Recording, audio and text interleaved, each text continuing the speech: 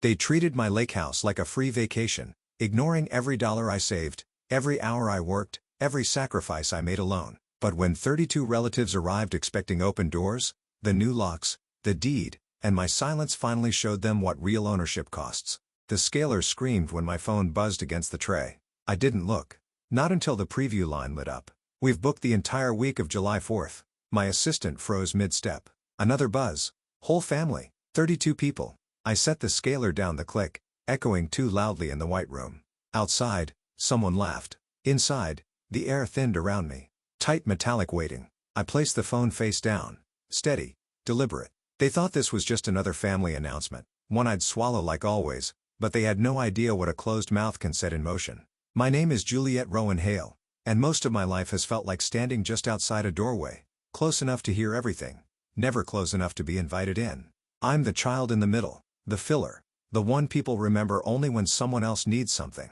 My older brother, Callum, was always the headline, the athlete, the risk-taker, the one mom liked to brag about at barbecues. My younger brother, Evan, arrived with the effortless charm of someone who'd never had to fight for attention a single day in his life. The world met him with open palms, and every time it did, my parents clapped along. I became the steady one by default, the person who made sure things didn't fall apart while no one noticed I was holding anything at all. When Callum forgot appointments, I covered for him. When Evan misplaced keys backpacks entire weekends, I was the one retracing steps. If something spilled, it landed on my side of the table. If something needed doing, somehow it found my hands. My mother, Helena, used to pat my arm and say, "Thank you for being reliable." My father, Mark, would nod like he'd just confirmed a job assignment. Reliability is a strange cage. You don't realize you're trapped until the door closes from the inside. Over years, I learned to shrink the edges of what I needed. I kept choices simple. I managed my own expenses. Quietly wrote down every bill in a little spiral notebook so worn the cover curved like a wave. I didn't ask for help because help always came with commentary. I didn't mention dreams because dreams had a way of being repurposed into someone else's convenience. Still, I kept one dream tucked deep. Somewhere quiet, somewhere with space, somewhere I could finally breathe without earning it. The lake had always been that place. Growing up, whenever we'd drive past still water, just a glimpse from the highway, I'd feel something unclench inside me. A life where no one barged in, no voices rising over each other, no obligations disguised as affection. The day I first saw the listing for the A-frame cabin, it didn't feel like discovery. It felt like recognition, like the place had been waiting for me to catch up. I didn't tell my family when I toured it. I didn't tell them when the offer was accepted. I didn't tell them the night I signed the closing documents with hands that wouldn't stop shaking. The only person who ever knew was Mara, the one friend who had seen enough of my family to understand why secrecy wasn't pettiness, it was protection. I thought I had time. Time to find the right moment to explain. Time to show my parents the kitchen I painted myself. Time to let my brothers see I'd built something without their shadow on it. But families like mine don't wait. They decide. And when they want something, they don't ask who it belongs to. Which is why one preview line on my phone, "We've booked the entire week of July 4th, felt less like an announcement and more like a verdict. I didn't listen to the voicemail right away.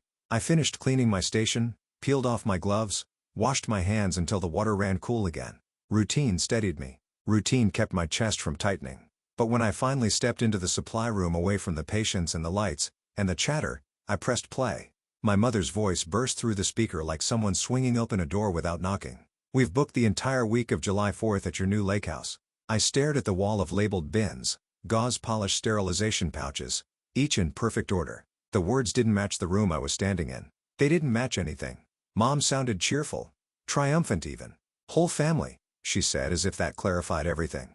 32 people. She emphasized it like she was proud of the number, like it was a gift, like the weight of 32 bodies, 32 expectations, 32 voices crashing into the place I built alone was something I should be grateful for.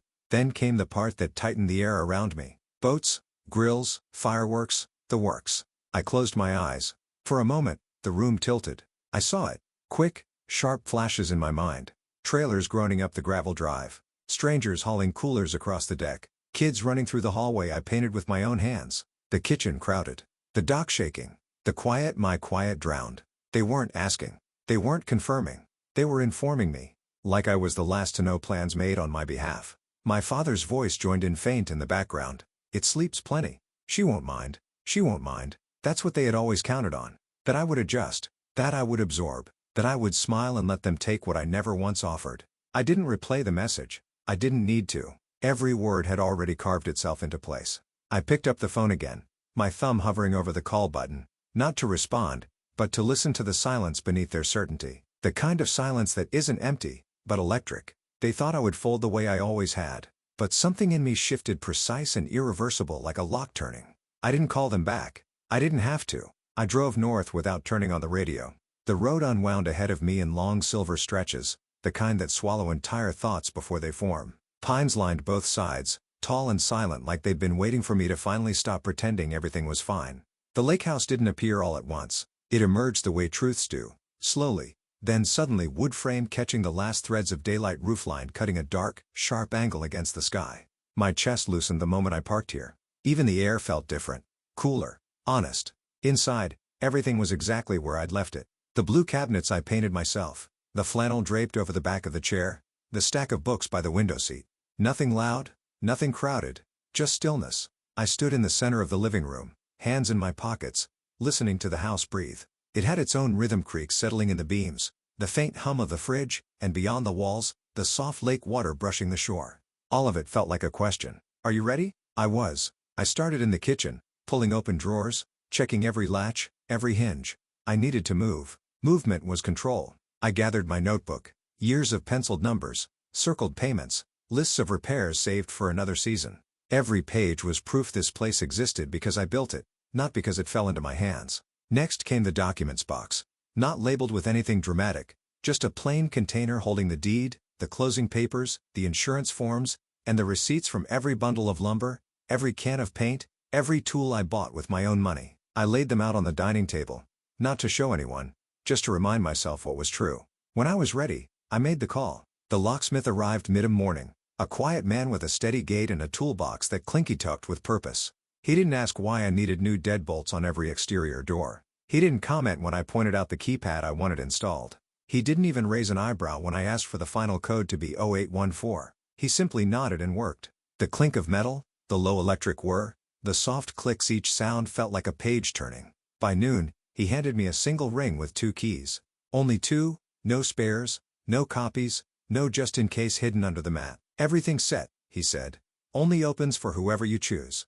Whoever I choose. The words settled into me like warm stones. After he left, I walked the perimeter of the cabin, locked each door, pressed my palm flat against the cool metal of every new handle. It was ritualistic in a way, each touch anchoring me deeper into my own life. In the afternoon, I cleaned without needing to, wiped the counters, shook out the rugs, swept the floors twice, folded blankets, lined the books evenly, rearranged the mugs.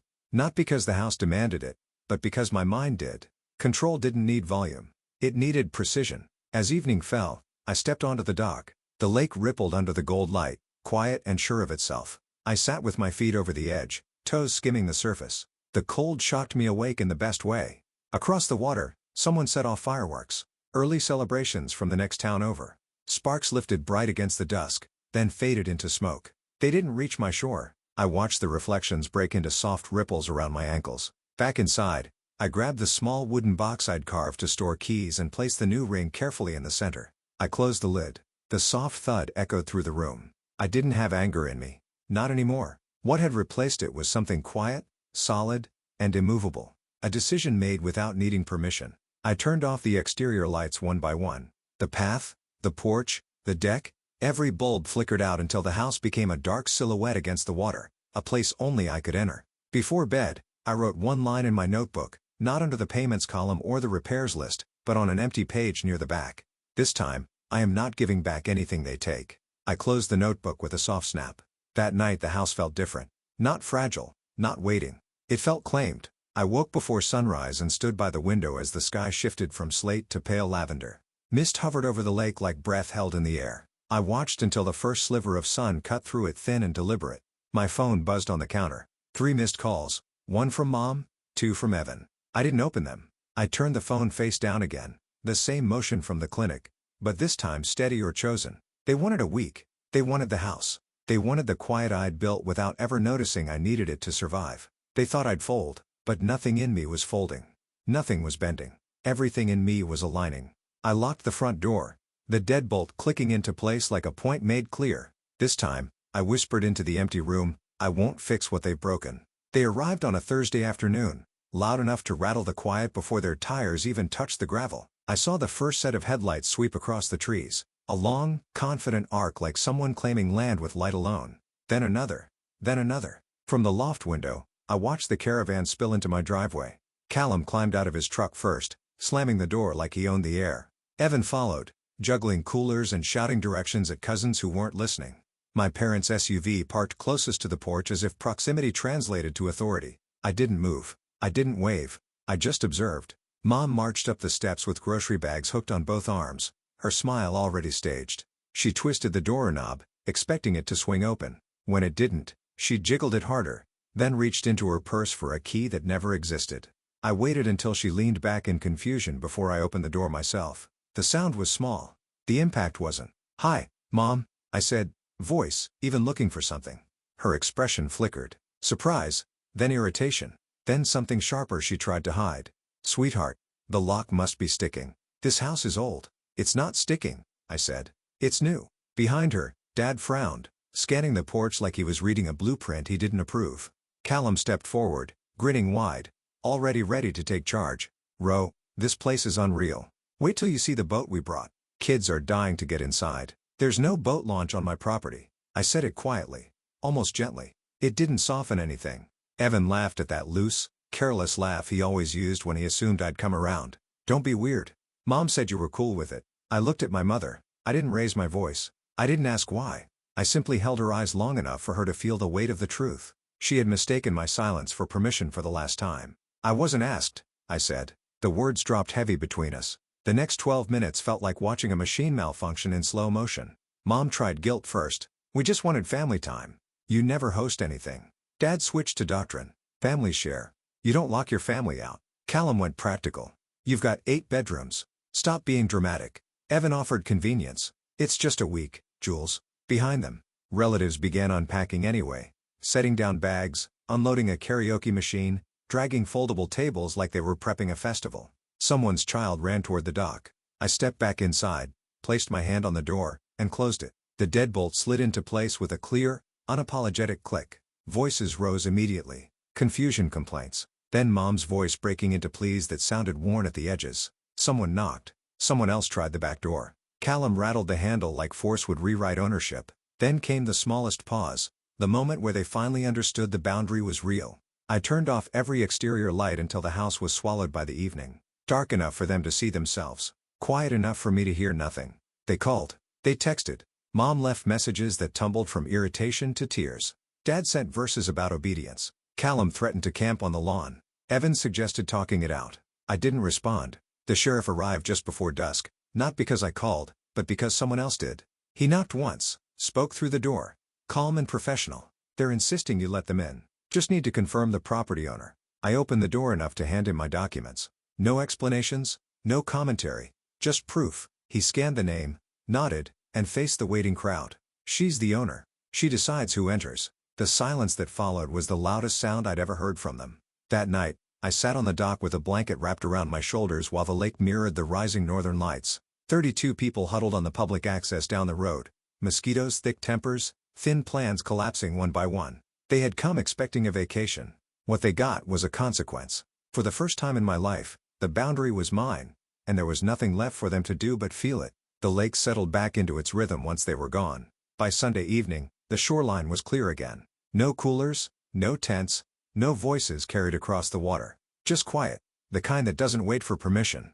I spent the next morning barefoot on the deck, coffee, warming my hands, watching the mist lift in slow, deliberate strands. It felt strange at first, having nothing to brace for, no footsteps approaching, no decisions being made around me, just breath, mine. I walked through the house, slowly touching the edges of things I'd built, the cabinet doors I sanded, until my shoulders throbbed, the rug I saved for months to buy, the stack of plates Mara and I found at a thrift shop. Everything was exactly where I left it. That alone felt like a victory. The phone stayed silent on the counter. A few missed calls, no new ones. They were giving me space, though not by choice. Space when earned this way feels like a room finally cleared of smoke.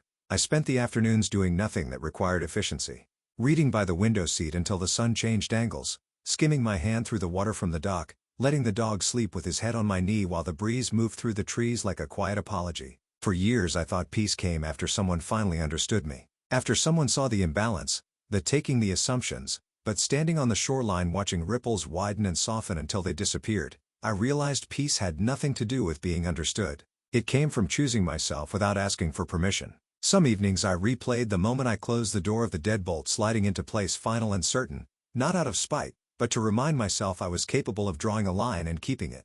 That sound became its own kind of exhale. I didn't know what would happen next with my family. I didn't plan the next conversation or rehearse explanations. I let the uncertainty sit beside me like another presence on the dock.